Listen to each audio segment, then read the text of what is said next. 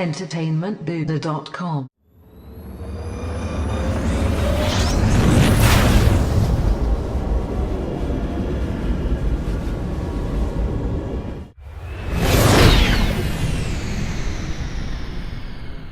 Man, it's just like every interaction that Kylo has with somebody in his family, I like to see that emotion that he has, like that struggle within him. And I know that like all these people out there are fucking talking about how they don't like how he's emotional because Vader was never emotional in the original trilogy, and Vader was just this force of power, of death. Yeah, but at that point in time, people, we're talking about this man is more machine than human. Yeah, exactly. I mean, like, Kylo's still fucking Kylo. I mean, he's still Ben Solo. He is not literally morphed into... Yeah, he calls himself Kylo Ren, but, I mean, Darth Vader truly became a new character separate from Anakin. Yeah, exactly. Because of his injuries and just, I mean, he wasn't the same person. Yeah, like when that scene in Episode 3 when Sidious dubs him Darth Vader while Anakin is kneeling right after, saving Palpatine's life in his office. That's not the moment that Anakin became Vader. Right. The moment that Anakin became Vader... When that face mask locks onto him. Yeah, exactly. That first breath that we see come out, which, I mean, that is a good... That 15-second scene right there where you see the face mask the whole... I mean, really, the whole part from when Anakin's down there suffering on to when he's on the gurney or the operating table...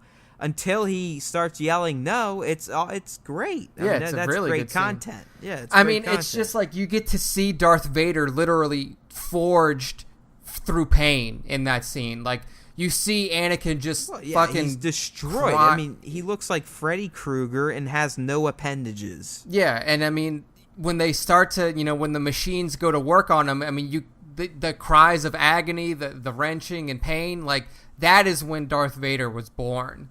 And Kylo has not gone through that. Kylo is essentially just a kid, now kind of like a man who is straight off his path and has kind of started. Well, you could even argue, dude. I mean, you made great points, but you could even argue that he ultimately became Vader when he learned that Padme is dead and that he had a hand in it.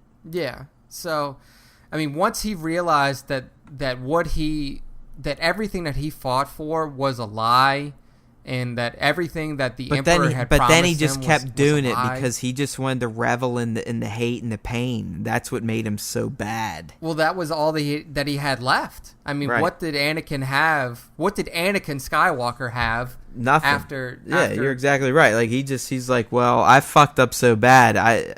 All I have is to just hate myself. Yeah, I mean, it's not and hate everybody and just suffer. That's why he moved to fucking Mustafar. Yeah, that was all he knew after that was pain and hate and despair. I mean, he couldn't even go back to his best friend because he tried to kill him. Like, Anakin tried to kill his best friend, Obi-Wan Kenobi, and, that's how he ended up the way he was. So it's not like he could just go back to Obi-Wan and say, look, you were right. I fucked up. Help me. Like, that wasn't an option. So the only option left to him was to make a life of what he knew now, which was just pure pain, hatred. I mean, and his hatred evolved over time. It went from hatred of the Jedi to, hatred of the Emperor for deceiving him and leading him on the path that turned him into the monster that he became. I mean, it's a fucking crazy thing, and Kylo clearly has not gone through that yet. He is clearly a redeemable character. He's trying to manufacture it by murdering his parents, and that's just not going to work. No, Anakin truly lost everything. I mean, and it was all his fault. Yeah, I mean, no one told him to do it. Like, I mean, Kylo's being told to do this stuff. Like, hey, this'll make you. This'll do it. This'll do it. So it's so clear to the audience that Snoke's just fucking using him to wipe out Snoke's biggest adversaries. But yeah, I mean, as Nick's been saying, Kylo has not experienced the ultimate loss and the ultimate betrayal of himself and everyone he's loved.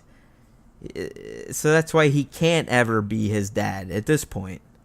Or his granddad at this point. Yeah, I mean, he's got a long way to go. And I mean, like, the biggest kind of defeat or, similar situation that Kylo's been in up to this point was just a lightsaber battle loss in the forest on Starkiller base, and like that didn't even really disfigure him. Like, he has a scar, but he didn't lose a hand, he didn't lose all of his limbs. Like, yeah, it bruised his ego and probably made him doubt himself more than anything. Yeah, so he's got a long way to go, and personally, I don't think he's gonna make it all the way down the dark side path. Like, that's not how I see this character being written, and I don't see how that would be.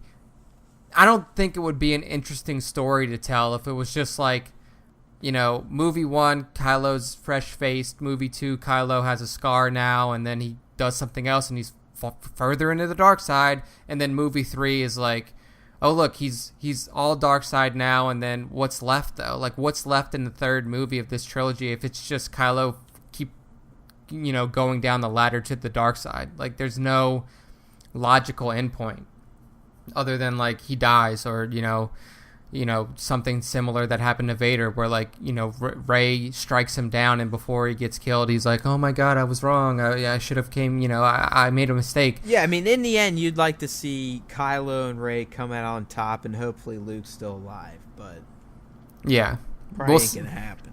We'll see where it goes. There's still 2019 until episode 9, so we got time there. We got about. What are we talking about? We haven't even. I mean, episode 8 isn't even out yet. Yeah, I mean, we have less than 2 months now, people. Entertainmentbuddha.com